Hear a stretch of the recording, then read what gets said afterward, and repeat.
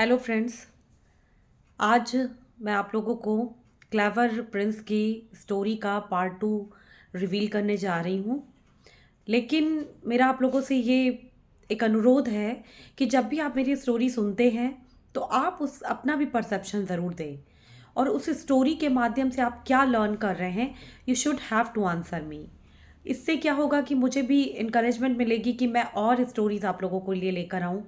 और जो बच्चे, जो प्यारे प्यारे छोटे छोटे बच्चे मेरी स्टोरी सुन रहे हैं या देख रहे हैं, लेकिन मैं ये तो चाहूँगी कि वो देखें ना, क्योंकि बहुत ज़्यादा टाइम मोबाइल पे स्पेंड करना अच्छी बात नहीं है।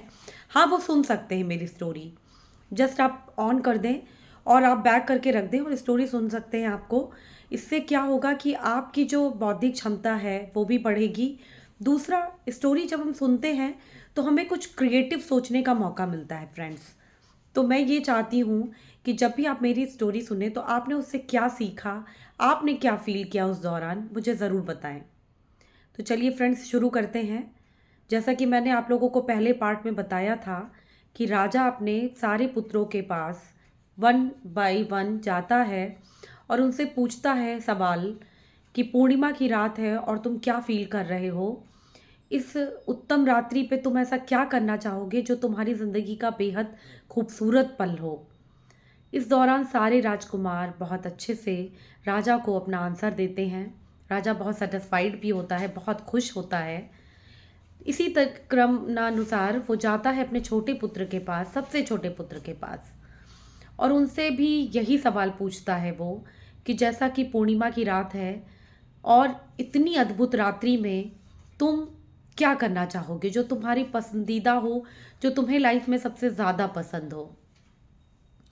तो छोटा पुत्र जो होता है वो अपने राजा को, अपने पिता को अपने कक्ष में ले जाता है, बिठालता है, उनका आदर सत्कार करता है और उन्हें बताता है कि पिताजी, मैं चाहता हूँ कि इस चांदनी रात में मैं इस महल की सबसे ऊंची अटारी पर बैठूं और इंद्र देवता की पुत्री मुझे पान खिलाए और अग्नि देवता की पुत्री मुझे पंखा झेले, मतलब मुझे हवा दे, और जो वायुदेव की पुत्री है वो मेरा पैर दबाए। इतना सुनते ही राजा आग बबूला हो जाता है और बहुत ही क्रोधित होता है।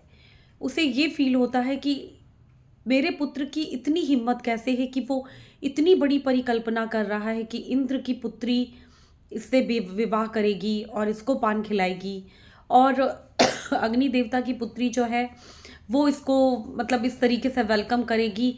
तो उसे ये बातें कुछ अच्छी नहीं लगती हैं, मतलब उसे लगता है कि ये तो हो ही नहीं सकता है। और क्रोधित होकर वो राजकुमार को कहता है कि तुम इसी समय महल से बाहर निकल जाओ। जैसा कि हम जानते हैं कि उसके पास ऑलरेडी 6 पुत्र और थे, तो राजाओं को ये चीज़ें फील होती हैं कि उनसे बढ़कर, उनकी सोच के आगे कोई भी ऐसा डोमिनेट नहीं कर सकता उनको। लेकिन ऐसा होता नहीं है। सबकी अपनी बौद्धिक क्षमता होती है। जैसे एक ही परिवार में कई बच्चे होते हैं, उनमें अलग अलग प्रतिभाएं होती हैं, उनकी सोच अलग होती है।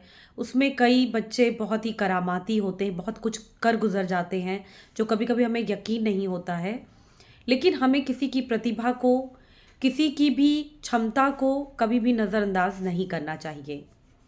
तो जैसा कि आप जानते हैं, जब छोटा पुत्र बाहर निकलता है तो बहुत खुशी खुशी निकलता है बाहर, अपने माता पिता को प्रणाम करके अपने भाइयों से मिलकर वो निकल जाता है, बिना किसी रोष के, बिना किसी क्रोध के। उसे लगता है कि कोई बात नहीं है। इसी तरीके से वो रात में ही चलता जाता है, पूरब दिशा की ओर चलता जाता है, बिना कुछ सोचे समझे उधर जंगल की ओर बढ़ रहा होता है। चलते चलते चलते चलते उसे एक बुढ़िया की झोपड़ी दिखती है।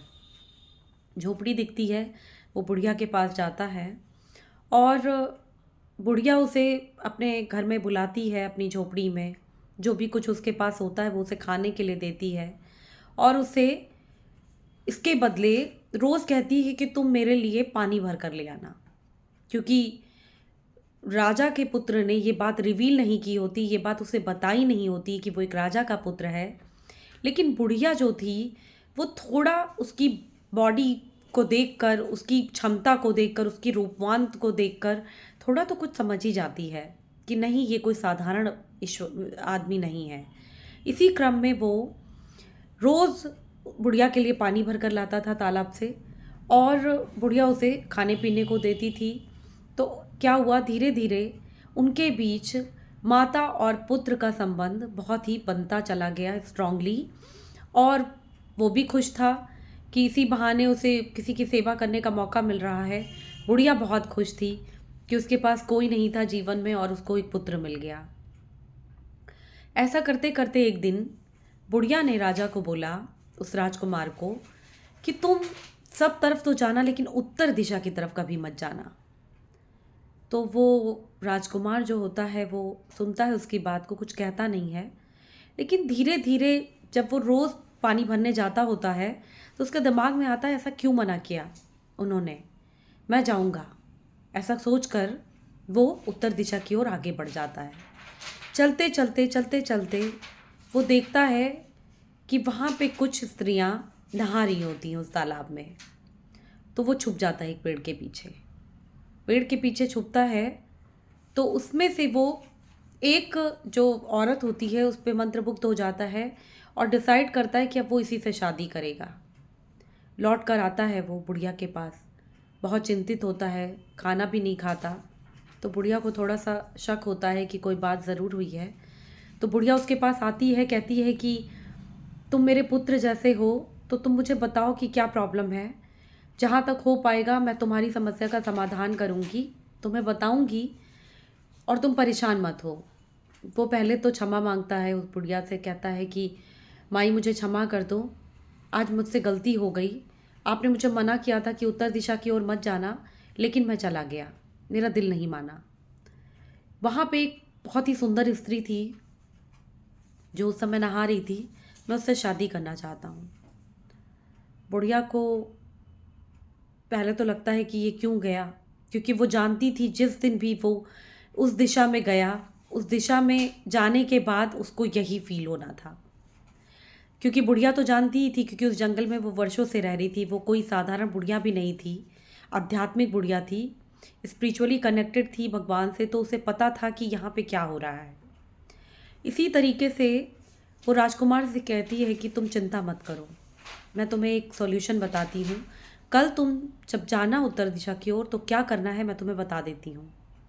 जब वो स्त्रियाँ नहा रही होंगी तो तुम्हें जो स्त्री पसंद है उसके कपड़े तुम ले लेना और लेकर मेरे पास आ जाना भागकर। तो राजकुमार कहता है ठीक है। अगले दिन समयानुसार वो पहुंच जाता है और पेड़ के पीछे छुप जाता है वहाँ पे उत्तर दिशा की ओर तालाब के पास। और वहाँ पे नियत समय पे वो स्त्री आती है, स्वर्ग से उतरकर नहाने आती है। और जब वो नहा रही होती है तो राजकुमार जल्दी से उसका कपड़ा लेता है और भागकर बुढ़िया के पास चला आता है। तो बुढ़िया जानती थी कि अभी क्या होना है, लेकिन वो राजकुमार को क्या कहती है ये मैं आपको दोस्तों अपने पार्ट 3 में बताऊंगी। क्योंकि जैसा कि आप जानते हैं कि स्टोरी का मज़ा तभी है जब आप उसे सुने, समझें और प्रश्नों का उत्तर निकले और दें मुझे, तो मुझे भी मज़ा आएगा। तो आप सोचिए कि ऐसा क्या हो सकता है, वो वस्त्र लेकर क्यों भागा वो राजकुमार, और बुढ़िया अब उसके साथ ऐसा क्या करने वाली है। तो आप मुझे बताइए, अपने भी आप थोड़े अंदाज़े लगाइए और मुझे बताइए, क्योंकि बाकी की चीज़ें मैं पार्ट 3 में रिवील करूँगी फ्रेंड्स। इसी स्टोरी के साथ आप मज़े कीजिए। Good night, sweet dream.